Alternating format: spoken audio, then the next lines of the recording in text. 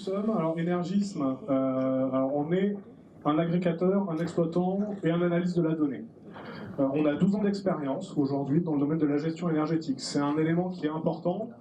Pourquoi? Parce qu'on vient de l'énergie. Et on se sert de l'IT pour donner de la valeur à l'ensemble des données énergétiques qu'on va vous restituer. Comprendre ces données est un élément essentiel pour vous restituer des choses qui sont valables, qui sont justes et qui sont fiables. On a 75 collaborateurs, effectivement, une équipe plutôt pluridisciplinaire, parce que vous allez retrouver donc des experts en efficacité énergétique, vous allez retrouver des data scientists, des architectes de la donnée, voilà, donc tout cet environnement qui est au service du client pour développer des solutions comme on va vous la présenter. Effectivement, on a fait un choix technologique fort aujourd'hui avec une architecture informatique qui est puissante, qui est robuste et qui permet de gérer des grands volumes de données en temps réel, de s'adapter au niveau de maturité du client et d'évoluer avec ce client justement tout au long de l'évolution de son niveau de maturité. Les besoins d'aujourd'hui ne seront pas les besoins de demain. Ce que vous voulez voir aujourd'hui dans ce type de solution, eh bien, ça va évoluer et il faut qu'on soit capable d'évoluer avec vous pour que la solution logicielle soit toujours adaptée à vos besoins. On a un comité scientifique qui nous permet d'être toujours en recherche et développement et toujours proposer les meilleures technologies disponibles en termes d'IT mais aussi en termes d'expertise énergétique. Voilà. Alors, ce que je vous disais, on a une approche aujourd'hui, donc on est un éditeur de solutions logicielles qui va vous suivre tout au long de votre niveau de maturité. De la partie, je dirais, gestion des factures et des contrats pour les entreprises qui veulent mettre un premier pied dans l'efficacité énergétique et dans le management de l'énergie, jusqu'à, eh bien, j'équipe, je monitore, je suis mes usages énergétiques significatifs, je suis capable de m'interfacer avec des automates de production. Pourquoi? Parce que je suis capable, au-delà de collecter des données d'énergie, d'aller chercher des données de production, des données de maintenance, tout type de données qu'il sera intéressant de corréler avec des données énergétiques pour vous restituer des outils très opérationnels, très orientés métier. Construire avec vous des indicateurs, construire avec vous des ratios qui seront parlants pour votre métier, qui vous permettront d'éco-conduire votre process, votre poste de travail. Donc on va aussi savoir s'adapter au périmètre fonctionnel de la personne qui se trouve derrière son écran, que ce soit un responsable process, que ce soit un directeur d'usine, que ce soit un directeur industriel, ils n'ont pas la volonté, en tout cas, ils ne veulent pas voir les mêmes choses au même moment. Un responsable process aura peut-être la volonté de suivre en temps réel les consommations de son process. Un directeur d'usine aura peut-être la volonté d'avoir une restitution en fin de journée de ce qui s'est passé sur son périmètre, tandis qu'un directeur industriel, avec un périmètre transverse, aura plutôt la volonté de comparer les différentes unités de production qui se trouvent dans son périmètre. Et tout ça, ça nécessite une vraie gestion multi-site, multi-utilisateur, et c'est ce que propose notre solution. Multifluide, naturellement, on va gérer tout ce qui est eau, gaz, électricité, fuel, voilà, tout type de données qu'on est capable aujourd'hui d'ingurgiter, on peut vous la restituer et l'analyser pour en sortir des indicateurs et des ratios, encore une fois, très opérationnels. Très rapidement, parce que c'est un petit peu l'objectif, je pense, de cette présentation, c'est que Jean-Paul vous présente l'application qu'on a développée, que Colas a designée, en fait, puisque c'est ça, hein, l'objectif, c'est qu'on développe des interfaces qui sont vraiment personnalisées pour nos clients. Pourquoi? Parce qu'on ne veut pas que nos clients s'adaptent à une solution logicielle préconçue, préparamétrée, mais on veut que cette interface, en fait, elle soit connue pour une meilleure utilisation, pour un meilleur parcours client. Donc au final, ce qu'a fait Colas, c'est qu'elle a designé sa propre interface, et en fait, nous avons développé et paramétré cette interface pour eux, qui est aujourd'hui déployée sur un périmètre international. Donc je passe la parole à Jean-Paul Ripoli, qui va vous présenter un petit peu le groupe Colas, que vous connaissez, je pense, mais surtout comment Mix Manager, qui est le nom de la plateforme qu'on a développée pour eux, s'inscrit dans leur objectif énergétique du groupe. Bonjour à tous. Donc en fait, Mix Manager, La genèse de Mix Manager, c'était lancé par Hervé Lebouc, notre PDG, sur la volonté d'économiser 15% de notre facture énergétique sur les postes d'enrobage, mais également sur le transport, dans le carburant. Et nous, on a développé donc, une application donc, avec Énergisme, Mix Manager, et, sur cette base-là, pour la récupération des données énergétiques sur nos postes d'enrobage, une récupération qui se fait par deux temps. On a une récupération qui se fait en direct, donc en live, et on a une récupération qui se fait en analytique et derrière également, où on peut monter de la donnée et récupérer les données de tous nos automates. Cette genèse a démarré en 92 par la mission qu'a lancée Hervé Lebouc, qui était Cleanergy. Et Cleanergy, c'était économiser les données, économiser le combustible. Et on va le voir maintenant donc, avec Mix Manager pour la partie poste d'enrobage. On arrive sur une interface qui est assez ergonomique. On a une platine, une tablette ou une platine dessus. On a une application de gestion qui a été designée par nos techniciens, où on collecte donc ces données énergétiques de la part de tous nos automatismes. On les amène sur une plateforme. On collecte l'électricité et on collecte le combustible via le brûleur. Et on a mis en place des sous-compteurs et on peut aller récupérer les données du parc alliant. Et ça nous permet d'avoir une vision en temps réel de nos consommations énergétiques, de pouvoir prévenir les opérateurs de leur surconsommation via un SMS ou via un email. Ça leur permet tout de suite une réaction rapide et l'économie d'énergie, elle se fait avant d'avoir consommé. Mais le but, c'était un peu ça. C'était une analyse a posteriori. C'est un peu tard parce que vous avez déjà consommé le combustible. Donc nous, on voulait une analyse a priori et en temps réel. Donc, je vais vous montrer l'application. Nous avons, dans le monde, on a 520 postes d'enrobage. On en câble à peu près une centaine sur la France. Et on en a sur l'Afrique, on en a sur l'Europe du Nord. Et donc là, je vais vous montrer une application donc, qui est sur la France. On a donc une cartographie avec nos postes d'enrobage qui sont implantés et ceux qui sont connectés. Les autres ne sont pas encore, ils vont l'être dans l'année ou dans l'année prochaine. Donc en rouge, les postes qui ne tournent pas et en vert, les postes qui tournent. Donc on va aller voir par exemple sur Marseille où on en est aujourd'hui. Donc on a Provence enrobé. Donc on a un poste ici qui est en fin de fabrication. Donc on est dans des réserves de fabrication, donc on est en fin de fabrication, donc on n'a pas de combustible, mais on a une fabrication d'une formule qui est en train de se produire à une température de 172 degrés, pour une température de consigne de 170 degrés. On voit effectivement que depuis ce matin, le poste d'enrobage a consommé au brûleur 73 kW et 1 kW d'électricité. Et si on descend ici, on voit effectivement qu'il a produit depuis ce matin 811 tonnes, et on a le coût énergétique aujourd'hui de la matinée. On a l'instant T. Si on revient sur la cartographie, on peut récupérer un autre poste au milieu de la France, en Bourgogne, où là, effectivement, on est en train de fabriquer une formule, un Betoflex, qui est à 166 degrés, pour une température de consigne normalement à 175, donc on est en dessous de la température de consigne de fabrication, parce qu'on vient effectivement faire des enrobés tièdes, et on a une consommation relativement faible à ce moment-là. Depuis ce matin, on a quand même produit aujourd'hui 600 tonnes, et on est en consommation énergétique à 84 kW. On peut aller voir en instantané, et ça on a également l'application via un smartphone. On peut aller voir en instantané le poste d'enrobage.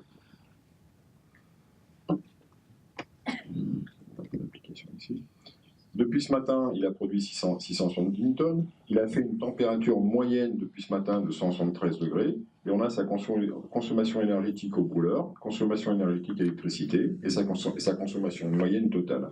On a la température, on a la production depuis le début de l'année. Il a produit, depuis le début du mois, il a produit 4300 tonnes à 146 moyens. On sait également que la consommation énergétique sur les postes d'enrobage, elle est due au nombre de démarrages du poste. c'est-à-dire moins souvent le poste démarre et meilleur sur la consommation.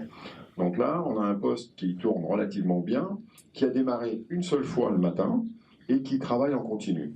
On pourra aller voir sur d'autres postes où effectivement on va augmenter la consommation énergétique via un hachage des formules et via un enchaînement des formules sur des postes où on produit ce qu'on appelle, on travaille en épicerie, donc on travaille avec de nombreuses formules, et là forcément on va augmenter la consommation énergétique. Et donc sur le ticket de production, on a le ticket, le démarrage de la journée, donc on voit que le poste il a démarré aux alentours de 7 h du matin, et il est aujourd'hui, il a un instant T, il est aux alentours de 10 h 30, donc on est en plein dans le milieu de la journée. Et on a la deuxième page, où on a en totalité la journée de la veille, où on a effectivement ici, on peut voir effectivement la journée de la veille, il a produit hier 1300 tonnes, et il a consommé un petit peu moins qu'il est en train de consommer aujourd'hui, parce que tout à l'heure on était à 80. Et on voit qu'il a démarré 3 fois, donc on est dans des phases longues de démarrage. Si on revient un tout petit peu ici, on va aller voir un poste qui est en train de à la CIF à Gennevilliers,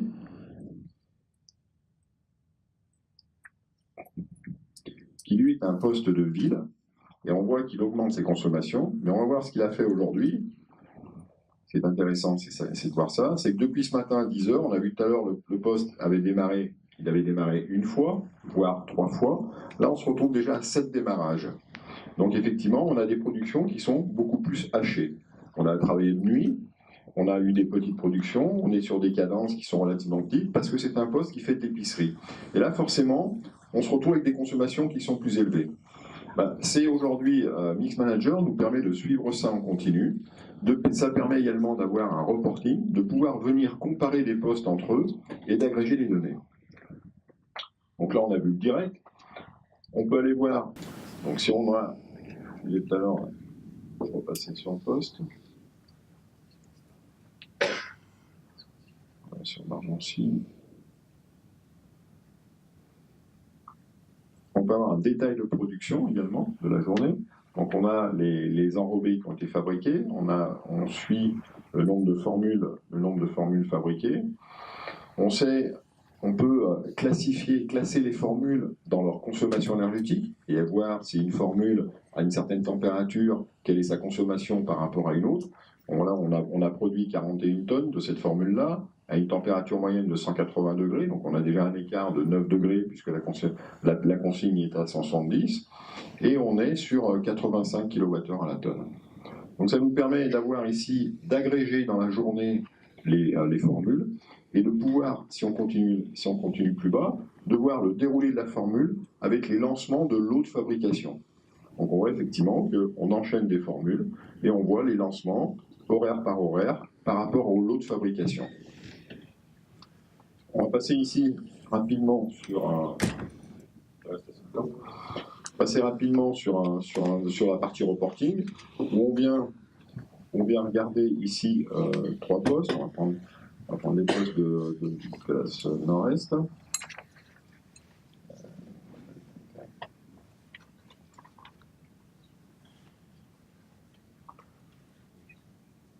On va prendre 3 postes. On va se prendre une durée, une date. On va se prendre 2 semaines pleines. On va faire un ticket de production, un rapport global de production, un ticket de production et un détail de production. On exporte ici.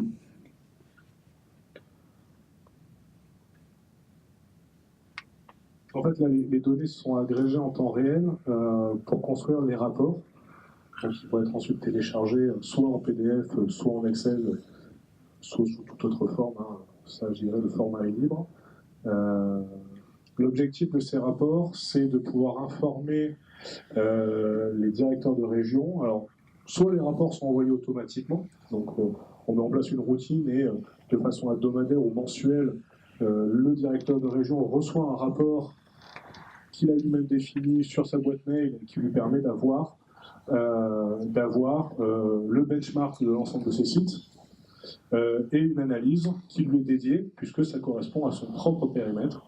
Donc voilà aujourd'hui comment sont utilisés ces types de rapports, soit générés quand on veut sur la plateforme, soit envoyés automatiquement par mail à un interlocuteur défini sur une période définie et sur un média défini aussi. On peut glisser sur le côté. Voilà.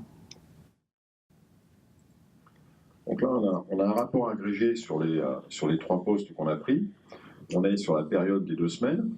On voit la production sur cette période-là. On voit la température moyenne à laquelle ça a été produit. On voit le nombre de phases de démarrage. Ici, donc, on a les suivis détaillés des consommations en électricité et au combustible, ainsi que le parc Alliant. C'est ce que je vous ai dit tout à l'heure, qu'on a rajouté un sous-compteur sur le parc Alliant. On a la production et on a les températures. Et ce qu'on vient rajouter ici, c'est l'énergie qu'on a consommée, mais également le coût moyen d'énergie sur la période ramené à la tonne, toujours. Et si on avait respecté les consignes de température, donc avec une consigne, là on voit qu'on est en dépassement pratiquement de 20 degrés, et donc si on avait respecté ces consignes de température, sur ces 2 semaines-là, on aurait eu une économie d'énergie de 3 000 €. Et donc c'est là-dessus qu'on travaille.